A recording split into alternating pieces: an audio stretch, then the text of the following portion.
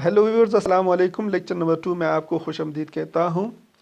ये हमारा दूसरा सीरीज़ है और इस सीरीज़ में क्लास 11 के जो स्टूडेंट्स हैं उनके लिए फ़िज़िक्स सब्जेक्ट का जो न्यू कोर्स है फेडरल बोर्ड और केपीके बोर्ड्स के उनकी जो कंसेप्चुअल क्वेश्चन है उसको एक्सप्लेन करते हैं।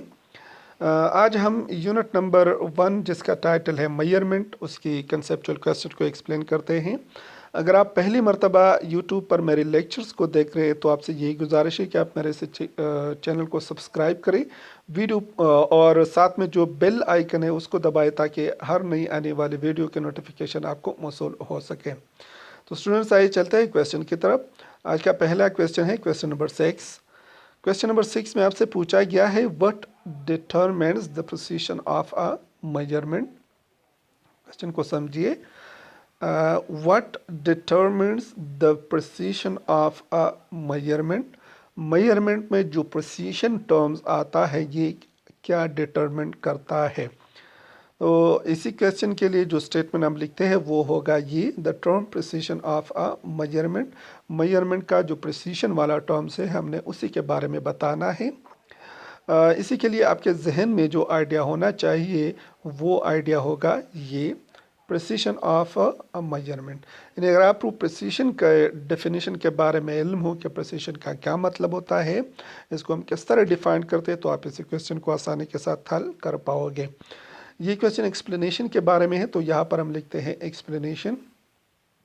एक्सप्लेनेशन में हम लिखते हैं the term precision and measurement determine that how two or more values of the measurement are close to each other।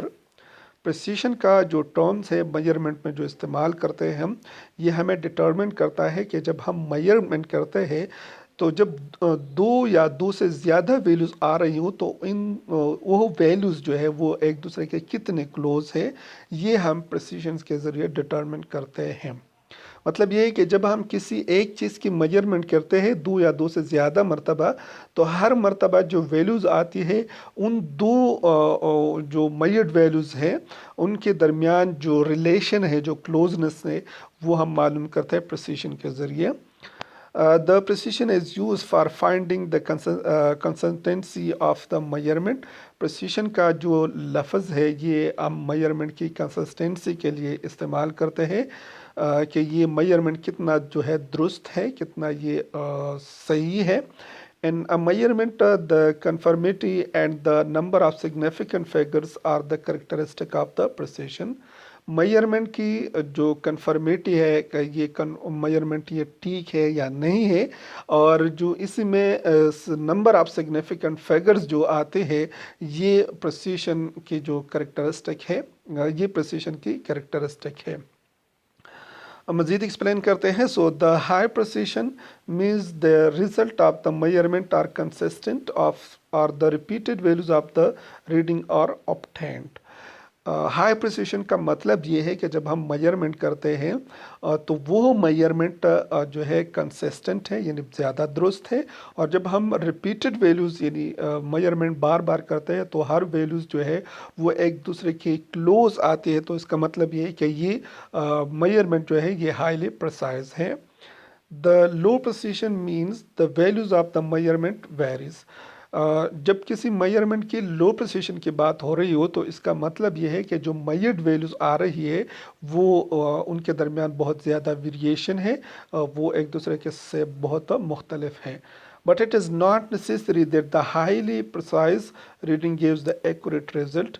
लेकिन ये ज़रूरी नहीं है कि जब हम हाईली प्रिसाइज मेजरमेंट की बात करते हैं तो ये ज़रूरी नहीं कि ये एक्यूरेट रिजल्ट भी होगा। इसको एग्ज़ाम्पल के ज़रिए एक्सप्लेन करते हैं। तो देखिए एग्ज़ाम्पल में हमने जो है वोल्ट मीटर के ज़रिए 5 रीडिंग ली है। So consider the 100, the 101, 102, 103 and 105 are the different readings of the voltages taken by the voltmeter। हमने वोल्टमीटर के ज़रिए जो है 5 मेजरमेंट की है, जिसमें पहला जो मेजर्ड वैल्यू आ रही है वो है 100, दूसरा 101, 102, 103 एंड 5। ये डिफरेंट वैल्यूज़ जो है मेजरमेंट की आ रही है। So the reading are nearly close to each other. ये जो मेजर्ड वैल्यूज़ है, 5 जो मेजर्ड वैल्यूज़ आ रही है, ये एक दूसरे के बहुत नज़दीक है। इनके दरमियान डिफरेंस देखिए, 100 एंड 101 के दरमियान 1 का डिफरेंस है। 101 एंड 102 का दरमियान B1 का डिफरेंस है। 102 एंड 3 के दरमियान B1 का डिफरेंस है। 103 एंड 105 के दरमियान जो है डिफरेंस है वो है 2। यानी जो डिफरेंस है वो बहुत कम है। सो जो रीडिंग है, जो मेजर्ड वैल्यूज है, वो एक दूसरे के साथ बहुत क्लोज है। They are not exactly the same because of the error. ये सारे मेजर्ड वैल्यूज जो ये एक दूसरे के बिल्कुल सेम नहीं है, इसमें एरर है। But as the reading are close to each other then we say that the reading are precise. लेकिन जो डिफरेंस है, जो वेरिएशन है इन मेजर्ड वैल्यूज़ के दरमियान वो बहुत कम है, तो हम कह सकते हैं कि ये जो मेजरमेंट है ये हाईली प्रिसाइज है। नेक्स्ट क्वेश्चन की तरफ बढ़ते हैं, जो कि है क्वेश्चन नंबर 7। क्वेश्चन नंबर 7 में है, if two quantities have different dimensions, is it possible to multiply and or divide? Can we add and or subtract them? Question को समझिए। If two quantities have different dimensions, अगर दो quantities की dimension different हो, मुख्तलिफ हो, is it possible to multiply and or divide? तो क्या ये मुमकिन है कि ये डिफरेंट डायमेंशन वाले क्वांटिटीज़ हम एक दूसरे के साथ मल्टीप्लाई या डिवाइड कर सकते हैं? Can we add and or subtract दम? तो क्या ये डिफरेंट डायमेंशन वाले क्वांटिटीज़ हम ऐड या सब्ट्रैक्ट कर सकते हैं कि नहीं कर सकते, हमने ये बताना है। तो क्वेश्चन नंबर 7 के लिए जो स्टेटमेंट हम लिखते हैं वो होगा इसी तरह, two quantities of different dimensions are possible to multiply and or divide or can be added and or subtracted. मुख्तलिफ डायमेंशन वाले की जो क्वांटिटीज़ है ये इसकी मल्टीप्लिकेशन और डिवीजन पॉसिबल है, और क्या इसकी जो एडिशन और सब्ट्रैक्शन वो भी पॉसिबल है कि नहीं है, हमने ये बताना है। तो इसी क्वेश्चन के लिए आपके जहन में जो आइडिया होना चाहिए वो आइडिया होगा ये, डायमेंशन ऑफ फिज़िकल क्वांटिटी। यानी अगर आपको किसी फिज़िकल क्वांटिटी दिया गया हो और आपको उसी फिज़िकल क्वांटिटी के डायमेंशन के बारे में पता हो कि इसका डायमेंशन क्या है, तो आप इसी क्वेश्चन को आसानी के साथ अटेम्प्ट कर पाओगे। ये क्वेश्चन भी एक्सप्लेनेशन के बारे में है, तो यहाँ पर हम लिखते हैं एक्सप्लेनेशन। एक्सप्लेनेशन में आप लिखते हैं, yes to quantities have different dimensions can be multiplied and divide.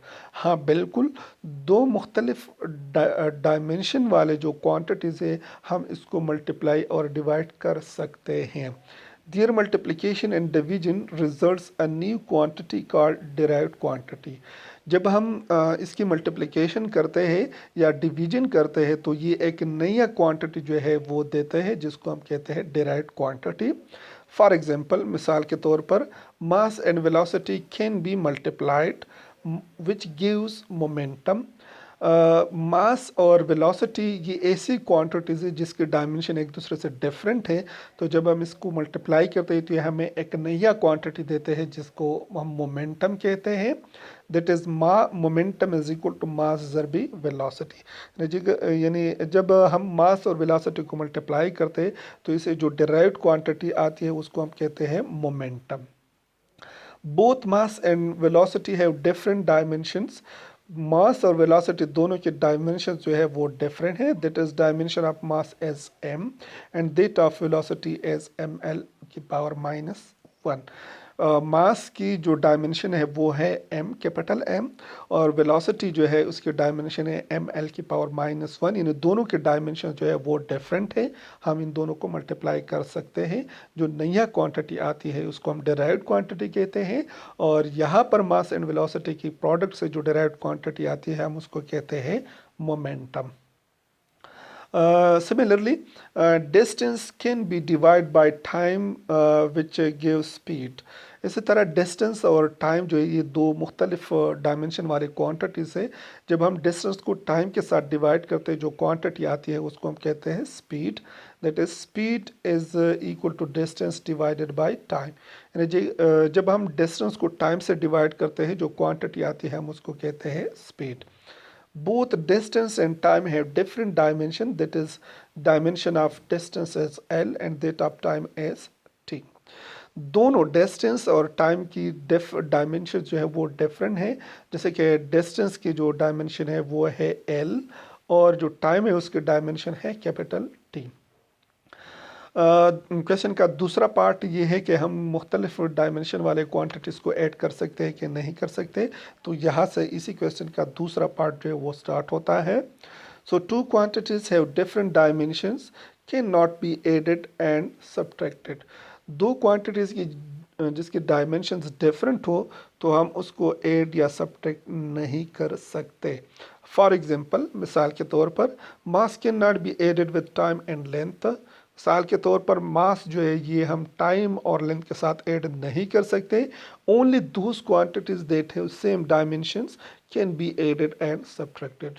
सिर्फ उन क्वांटिटीज को ऐड और सब्ट्रैक्ट किया जा सकता है जिसके डायमेंशन सेम हो। नेक्स्ट क्वेश्चन की तरफ बढ़ते हैं जो कि है question number 8। The human pulse and the swing of pendulum are possible time units, why are they not often used? Question को समझिए। The human pulse and the swing of pendulum are possible time units, why are they not often used? Human का जो pulse rate है और pendulum का जो swinging है ये टाइम की मुमकिन जो है यूनिट्स है, लेकिन हम इसको जो है हमेशा यानी इस्तेमाल नहीं कर सकते। ह्यूमन पल्स और swing of a time pendulum जो है ये टाइम की यूनिट्स है, लेकिन हम इसको ज़्यादातर इस्तेमाल नहीं कर सकते। क्यों नहीं कर सकते, आपने ये आंसर देना है। तो इसी के लिए जो स्टेटमेंट हम लिखते हैं वो होगा इस तरह। The human pulse and the swing of pendulum are possible time units, they are not often used. Human pulse और स्विंग ऑफ अ पेंडुलम जो है ये टाइम के पॉसिबल यूनिट्स है, लेकिन हम इसको इस्तेमाल नहीं करते। तो इसी क्वेश्चन के लिए जो आइडिया आपके जहन में होना चाहिए वो होगा ये, human pulse rate and the swing of pendulum. अगर आपको ह्यूमन का जो पल्स रेट है कि हम इसको किस तरह मालूम करते हैं और स्विंगिंग ऑफ पेंडुलम है ये आपके जहन में हो तो आप इसी क्वेश्चन को आसानी के साथ हल कर पाओगे। ये क्वेश्चन रीजनेबल क्वेश्चन है, तो यहाँ पर हम लिखते हैं reason. The human pulse rate and the swing of pendulum are possible units of time but they are not often used. Human pulse rate और जो पेंडुलम है उसकी स्विंगिंग ये यूनिट के पॉसिबल यूनिट्स है, मुमकिन यूनिट्स हैं, लेकिन हम इसको इस्तेमाल नहीं करते। और क्यों इस्तेमाल नहीं करते, because a human pulse rate is varying from person to person. Human pulse rate जो है ये एक बंदे का दूसरे बंदे से मुख्तलिफ होता है एंड विद एज, और एज के साथ भी ये वेरिएशन करता है। And the time period of a pendulum also varies from place to place as it depends on the value of g which varies with the location. इसी तरह time period of a pendulum जो है यानी swinging of pendulum जो है ये एक जगह से दूसरी जगह में जो है वेरिएशन करता है, क्योंकि ये वैल्यू ऑफ जी जिसको हम ग्रेविटेशनल एक्सेलरेशन कहते हैं उस पर डिपेंड करता है, और ग्रेविटेशनल एक्सेलरेशन की जो वैल्यूज़ है वो लोकेशन के साथ जो है चेंज होता है। तो ह्यूमन पल्स रेट और जो स्विंगिंग अप पेंडुलम है इसको हम टाइम के यूनिट के तौर पर इस्तेमाल नहीं कर सकते क्योंकि दोनों में वेरिएशन आ रही हैं। मज़ीद एक्सप्लेन करते हैं। Similarly the two conditions for using units are also not satisfying. जो यूनिट के लिए जो कंडीशंस होता है वो भी ये दोनों जो है ये सेटिस्फाइड नहीं करता। ह्यूमन पल्स रेट और जो स्विंग ऑफ अ पेंडुलम है ये दोनों जो यूनिट की जो कंडीशन है वो सेटिस्फाइड नहीं करते। अब यूनिट की जो कंडीशन है वो पहला ये है, the unit must not be varying. जो यूनिट है उसमें वेरिएशन ना होगा, यानी जो यूनिट हम इस्तेमाल करते हैं वो कांस्टेंट होगा, उसमें वेरिएशन ना आ रहा होगा। सेकंड नंबर ये है, the unit must be easily available, और जो यूनिट हम इस्तेमाल करते हैं मेजरमेंट के लिए वो इजीली अवेलेबल होगा। हम इसको डायग्रामेटिकली दिखाते हैं। तो ये देखिए, क्वेश्चन में आपसे ये पूछा गया है कि ये जो ह्यूमन पल्स रेट है, हम इसको टाइम के स्टैंडर्ड के तौर पर इस्तेमाल नहीं कर सकते, क्योंकि और क्यों नहीं कर सकते, इसलिए नहीं कर सकते क्योंकि जो पल्स रेट है ये एक बंदे का दूसरे से डिफरेंट होता है, और ये एज के साथ भी वेरिएशन करता है, जो कि टाइम के लिए मुनासिब नहीं है, जो यूनिट है उसके लिए मुनासिब नहीं है। इसलिए जो स्विंगिंग ऑफ अ पेंडुलम है, ये भी हम जो है टाइम के स्टैंडर्ड यानी यूनिट के तौर पर भी इस्तेमाल नहीं कर सकते, क्योंकि इसका जो टाइम पीरियड है वो डिपेंड करता है जी पर और ग्रेविटेशनल एक्सेलरेशन पर, और ग्रेविटेशनल एक्सेलरेशन जो है ये वेरिएशन करता है लोकेशन के साथ। तो इसलिए ये दोनों हम टाइम के स्टैंडर्ड यानी टाइम के यूनिट के तौर पर इस्तेमाल नहीं कर सकते। नेक्स्ट क्वेश्चन की तरफ बढ़ते हैं, जो कि है question number 9। If an equation is dimensionally correct, is that equation a right equation? Question को समझिए। कहते हैं if an equation is dimensionally correct, अगर एक इक्वेशन डायमेंशनली दुरुस्त हो, is that equation a right equation? तो क्या ये इक्वेशन दुरुस्त सही होगा कि नहीं होगा? अगेन लेसन, अगर किसी इक्वेशन जो कि जब हम डायमेंशन फाइंड करते हैं, तो अगर वो डायमेंशनली करेक्ट है, तो क्या ये इक्वेशन दुरुस्त होगा कि नहीं होगा, हमने ये बताना है। तो इसी के लिए जो स्टेटमेंट हम लिखते हैं वो स्टेटमेंट होगा ये: अ डायमेंशनली करेक्ट इक्वेशन मे और may not be a right equation. एक डायमेंशनली करेक्ट इक्वेशन जो है ये राइट इक्वेशन पॉसिबल है और नहीं भी है। तो इसके लिए जो आइडिया आपके जहन में होना चाहिए वो आइडिया होगा ये: अ फिज़िकल इक्वेशन। यानी अगर आपको फिज़िकल इक्वेशन के बारे में इल्म हो कि फिज़िकल इक्वेशन होता क्या है, तो आप इसी क्वेश्चन को आसानी के साथ हल कर पाओगे। ये रीजनेबल क्वेश्चन है, तो यहाँ पर हम लिखते हैं रीजन में हम लिखते हैं know if an equation is dimensionally correct. नहीं, अगर एक इक्वेशन जो है वो डायमेंशनली दुरुस्त होगा, अगर एक इक्वेशन जो है वो डायमेंशनली दुरुस्त हो, इट में not be a right equation. तो ये दुरुस्त इक्वेशन नहीं हो सकता। और क्यों नहीं हो सकता? Because some equation involving numbers and numbers have no dimension. ये इसलिए करेक्ट इक्वेशन नहीं हो सकता क्योंकि कुछ इक्वेशंस ऐसी है जिसमें नंबर्स हम जो है लिखते हैं, और नंबर्स जो है इसकी कोई डायमेंशन नहीं होता। For example, kinetic energy is equal to 1/2 mv²। जब हम काइनेटिक एनर्जी को फाइंड आउट करते हैं तो उसके लिए ये फार्मूला हम इस्तेमाल करते हैं 1/2 mv² का। इसमें जो नंबर है 1/2, अगर हम इसको एलिमिनेट करते हैं, f1/2 is eliminate from the equation, that is kinetic energy is equal to mv²। अगर हम यहाँ से जो 1/2 है हम इसको एलिमिनेट करते हैं, तो जो इक्वेशन रह जाता है वो होगा kinetic energy is equal to mv²। The equation is still dimensionally correct. यानी ये इक्वेशन जो है और ये इक्वेशन, ये दोनों डायमेंशनली करेक्ट इक्वेशन है, but physically it is not the right equation. लेकिन फिजिकली जो है ये इक्वेशन जिससे हमने 1/2 को एलिमिनेट किया है, ये राइट इक्वेशन नहीं है। तो स्टूडेंट्स, ये था हमारा आज का लेक्चर्स। उम्मीद है आपको मेरे लेक्चर्स के समझ आते होंगे। आपसे दोबारा यही गुजारिश है कि आप मेरे से चैनल को सब्सक्राइब करें। वीडियो पसंद आ रही है तो लाइक ज़रूर कर दीजिए। इसके अलावा अगर आपके जहन में फ़िज़िक्स के मुतालिक कोई भी क्वेश्चन हो तो आप कमेंट में मुझसे पूछ सकते हैं। तब तक के लिए अल्लाह हाफ़िज़।